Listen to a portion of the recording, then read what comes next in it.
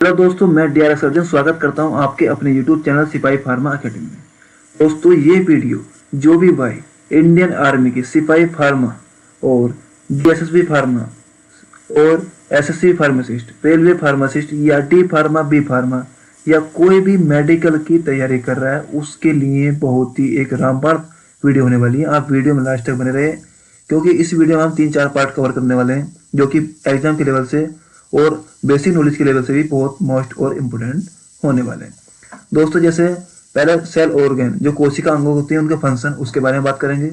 उसके बाद जो भी हृदय है, उसके लेफ्ट वेंट्रिकल और राइट वेंट्रिकल के बारे में बात करेंगे। उसके बाद रूट, जो मेडिसिन होती हैं वो किस रूट से कैसे दी जाती हैं, उसके बारे में बात करेंगे। और उसके बाद कुछ ड्रग हैं, उनकी मैक्सिमम डोज क्या ले सकते हैं, उसके बारे में हम बात करने वाले हैं। तो आप वीडियो में लास्ट तक बने रहें। संपूर्ण इसमें हिंदी और इंग्लिश ट्रांसलेट करके मैं सब कुछ आपको समझाने वाला हूँ। दोस्तों जैसे बात करते हैं, स्टार्टिंग में है सेल ऑर्गन्स। सेल ऑर्गन्स मतलब कोशिका अंग जो होती हैं, उनके जो फंक्शन मतलब कार्य जो होते हैं उसकी। पहला कोशिका अंग है सेल मेम्ब्रेन। सेल मेम्ब्रेन क्या करता है? कंट्रोल मॉलिक्यूल एक्टिविटी एसपीएम, मतलब आणविक गतिविधि जो कि एसपीएम को नियंत्रित करती है। दूसरी है cell wall, only in plant, जो प्लांट की सेल विल होती है वो क्या करती है? प्रोटेक्शन, रक्षा करती है। न्यूक्लियस जो नाभिक होती है वो क्या करती है? ग्रोथ, मोटाबॉलिज्म, प्रोटीन सिंथेटिक और रिप्रोडक्शन ईटीसी, मतलब विकास, चयापचय, प्रोटीन संश्लेषण, प्रजनन आदि ये करती है। साइटोप्लाज्म क्या करती है? Suspend all cell organic chemical process take place, सभी कोशिका अंगों को निलंबित करती है, रासायनिक प्रक्रिया होती है। अब आगे इंडोप्लाज्म क्या करती है? एसईआर लिपिड सिक्रेशन, मतलब लिपिड का जो स्त्राव करती है इंडोप्लाज्म। अब आगे बात करते हैं रेक्टिकुलम क्या करता है? R E R production synthesis, मतलब ये आर को प्रोटीन को संश्लेषित करती है, रेक्टिकुलम। अब आ गया गोल्गी बॉडी क्या करती है? Forms cell wall and lysosomes. Golgi body, अब ये गोल्गी बॉडी जो है कोशिका भित्ति एवं लाइसोसोम बनाता है। अब आगे राइबोसोम जो माइक्रोसोम में होता है, 80% ऑफ आरएनए फ्रॉम, ठीक है। अब लाइसोसोम होता है पावरफुल हाइड्रोलाइटिस एंजाइम डाइजेस्ट रेसिडाई और सुसाइड वेसिबल ऑफ सेल। इसका हिंदी ट्रांसलेट,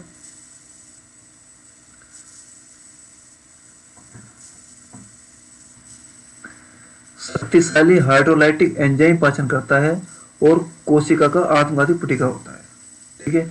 अब आगे बात करते हैं इसके माइटोकॉन्ड्रिया क्या होता है?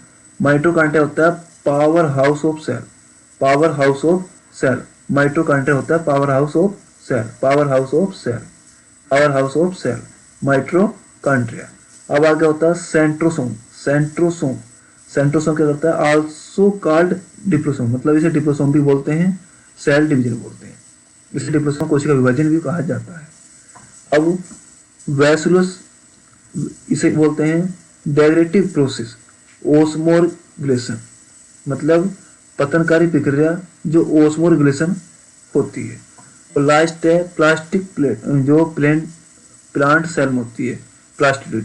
तो MFG of storage of food, मतलब जो स्टोरेज होता है उसको, फूड का जो मतलब खाने का जो स्टोर होता है उसमें एमएफजी करता है, ठीक है। ये होता है प्लास्टिड फूड। ये थी हमारी जो मेम्ब्रेन थी, उनका कोशिका अंग थे, उनके कार्य। आप इनका स्क्रीनशॉट ले सकते हैं, जैसे ये ले लीजिएगा, उसके बाद ये ले लीजिएगा, ठीक है। तो दोस्तों, जैसे मैंने आपको ये समझा दिया कि कोशिका जो होती हैं, उनके जो अंग होते हैं, उनके जो कार्य होते हैं अलग अलग, उसके बारे में मैंने आपको संपूर्ण जानकारी दे दी। अब बात करते हैं जैसे कि जो हृदय है, हमारा हार्ट है, उसके जो वेंट्रिकल है, आर्ट्रियम है, उसके बारे में हम बात करने वाले हैं। जैसे कि हृदय के लो पार्ट्स में, लोअर नीचे के भाग में दो वेंट्रिकल होती हैं, राइट वेंट्रिकल और लेफ्ट वेंट्रिकल। लेफ्ट वेंट्रिकल क्या काम करती है, राइट वेंट्रिकल क्या काम करती है, इसके बारे में हम संपूर्ण जानकारी देंगे आपको। जैसे लेफ्ट वेंट्रिकल है, रिसीव ऑक्सीजनेटेड ब्लड, मतलब ये रिसीव करती है, ब्लड को लेती है ऑक्सीजन, जो उसमें ऑक्सीजन युक्त ब्लड होता है उसको लेती है। कहाँ से लेती है, from left atrium, left atrium से लेती है। और ये राइट वेंट्रिकल क्या करती है, रिसीव डिऑक्सीनेटेड ब्लड, ये भी ब्लड को जो है लेती है, लेकिन जिसमें ऑक्सीजन नहीं होती उसको लेती है। कहाँ से लेती है, पंप ब्लड टू पल्मोनरी लेती है, और पंप उसको भेज देती है पल्मोनरी ग्लैंड में, पल्मोनरी में भेज देती है। ये क्या करता है, पंप ब्लड टू एरोटा, ये जो है ब्लड को एरोटा में भेज देता है, लेफ्ट वेंट्रिकल। अब सिस्टमेटिक सर्कुलर, जो लेफ्ट वेंट्रिकल उसमें सिस्टमेटिक सर्कुलेशन होता है, और राइट वेंट्रिकल में सर्कुलेशन होता है। लेफ्ट वेंट्रिकल में थिकर वाल, मतलब इसकी मोटी दीवार होती है, राइट वेंट्रिकल में थिनर वाल होता है, मतलब इसकी पतली दीवार होती है। लेफ्ट वेंट्रिकल में ओरल स्पेस होता है, मतलब ये अंडाकार आकार का होता है, और राइट वेंट्रिकल एक त्रिकोण, ट्रायंगुलर, एक त्रिकोण का आकार का होता है, इस टाइप का होता है, ठीक है, और ये एक अंडे का आकार का होता है। ये हो गया कौन सी, lower part of heart, left ventricle और राइट वेंट्रिकल। अब आगे बात करते हैं हम इसके जो आर्टरियां होती हैं, वो वेंट्रिकल थी, ये क्या थी, वेंट्रिकल, और ये है आर्टरी, ठीक। राइट आर्टरियम और लेफ्ट आर्टरियम, उसके बारे में बात करते हैं। राइट आर्टरियम क्या होता है, receive deoxygenated blood, expect lungs, lungs से जो है डिऑक्सीनेटेड ब्लड को लेता है। उधर right ventricle, sorry left ventricle, receive oxygenated blood, ये ऑक्सीजन युक्त ब्लड को लेता है। कहाँ से लेता है, ये फेफड़ों से लेता है। उधर लेफ्ट वेंट्रिकल क्या करता है, पंप टू लेफ्ट वेंट्रिकल, मतलब ब्लड को पंप करता है लेफ्ट वेंट्रिकल में, और ये पंप करता है राइट वेंट्रिकल में, राइट वेंट्रिकल, ठीक है। अब आगे बात करते हैं हम, जो भी हमारी मेडिसिन होती है उनको किस रूट से लेते हैं और कैसे कैसे लेते हैं, कौन कौन सी मेडिसिन होती है, उसके बारे में हम संपूर्ण जानकारी इसमें देखेंगे। जैसे पहला रूट में मैं इसमें लिया है सब लिंगुअल। सब लिंगुअल रूट कौन सा होता है, जीभ के नीचे, जो जीभ के नीचे रखते हैं दवाई को, उसको।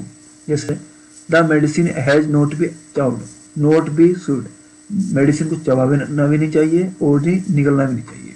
100% एब्जॉर्प्शन ओवरडोज, मतलब जो ओवरडोज होती है उनसे बचना चाहिए।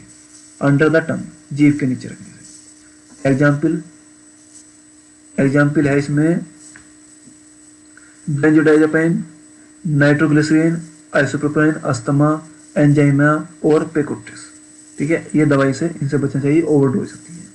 दूसरा होता है इंट्राडर्मल आईडी, इंट्राडर्मल आईडी, इसको जो है लोकल एनेस्थेटिक में given through this route, local anaesthetic में यूज करना चाहिए इसको, और स्किन में यूज करते हैं इसे, ठीक, खाल के अंदर उसको यूज करते हैं। नॉट मोर देन 1 ml, मतलब 1 ml से ज़्यादा नहीं लेते इसमें, 1 ml से ज़्यादा नहीं लेते हैं इसमें। अब इसके शॉट ले लीजिएगा आप और डिटेल में पढ़ लीजिए, डिटेल में यदि मैं आपको बताऊंगा तो वीडियो बहुत लंबा हो जाएगा। अब आगे बात करते हैं इंट्रामस्कुलर। इंट्रामस्कुलर क्या होता है, आपके मांस में लगता है, आपके मांस में लगता है, जैसे कि कुल्ले वगैरह में लगा दें, यहाँ लगा दें, कहीं भी मांस में लगता है। इसमें क्या होता है, between 2 and 5 millimetre of fluid solution suspension and rabies hepatitis, मतलब 2 से 5 मिलीमीटर के बीच, 2 से 5 मिलीलीटर के बीच तरल पदार्थ घोल निलंबन और रेबीज हेपेटाइटिस इन्फ्लुएंजा टीका इस मार्ग से दिया जाता है। कुछ टीके हैं वो इस मार्ग से दिए जा सकते हैं, ठीक है।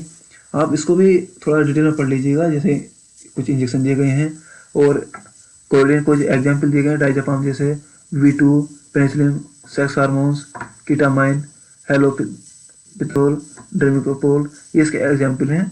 बस आप ये समझ लीजिएगा, इसमें इंट्रामस्कुलर वो होते हैं, ये इंजेक्शन होते हैं जो मांस में लगाए जाते हैं, ठीक है। अब उसके बाद आगे बात करते हैं सबक्यूटेनियस। सबक्यूटेनियस मतलब जो चमड़े के नीचे होता है, सबक्यूटेनियस। तो इसमें 2 ml of drug injected, mainly soluble drug injected, mainly मतलब इसमें 2 मिलीलीटर दवा इंजेक्शन की जाती है, मुख्य रूप से घुलनशील दवा इंजेक्ट की जाती है। मतलब कोई भी इसमें पाउडर का फॉर्म नहीं लेना है, सिर्फ घुलनशील वाली जो इंजेक्शन आते हैं वो ही लेनी है। और जैसे एंड्रोलाइन, इंसुलिन, मॉर्फिन, गैसोलिन और डायरेक्टिव मॉर्फिन। ठीक है। अब intravenous, intravenous I M, intra sorry I V, intravenous I V, इसमें भी, इसमें जो होता है जो वेंस में, इंट्रावेनस मतलब वेंस में, नसों में, इसमें लार्ज वॉल्यूम इंसोल्यूबल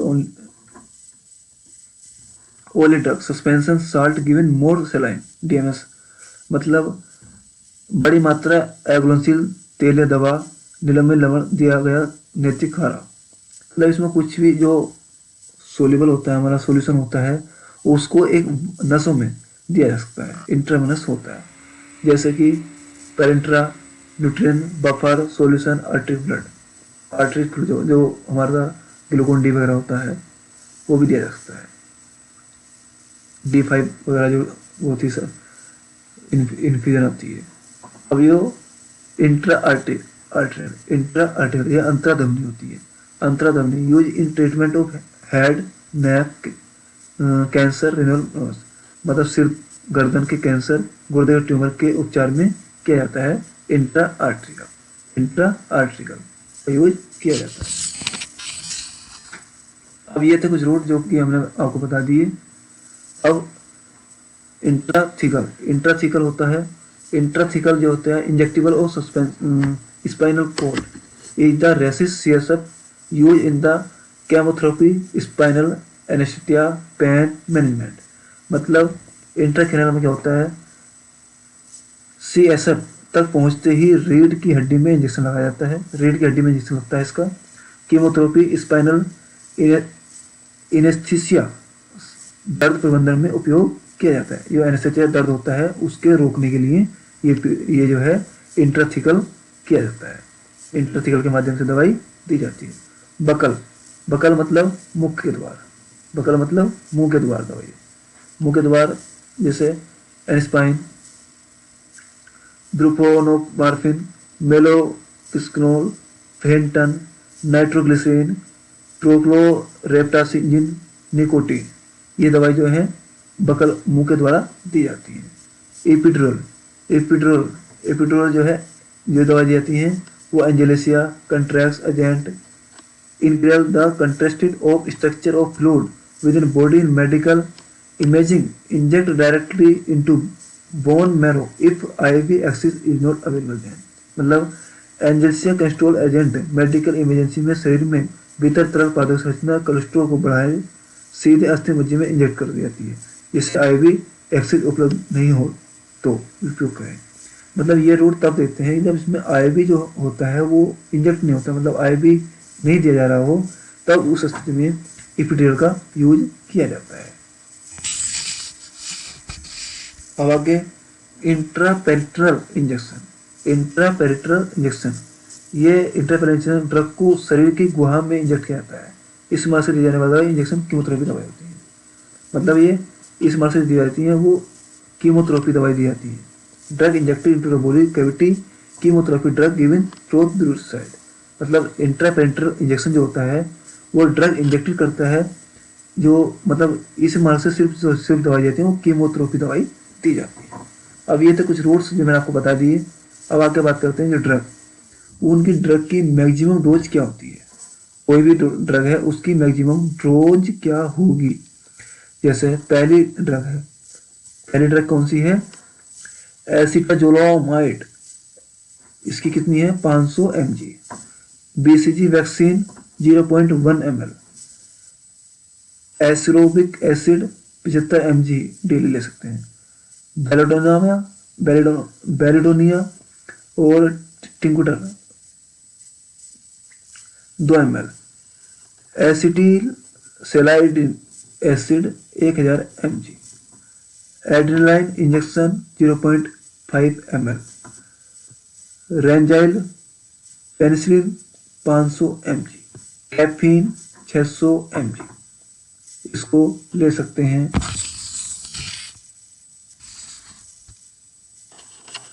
एसिटामिनोप्रिडोसोन 5 से 10 mg। एलोप्रिनोल 200 से 400 mg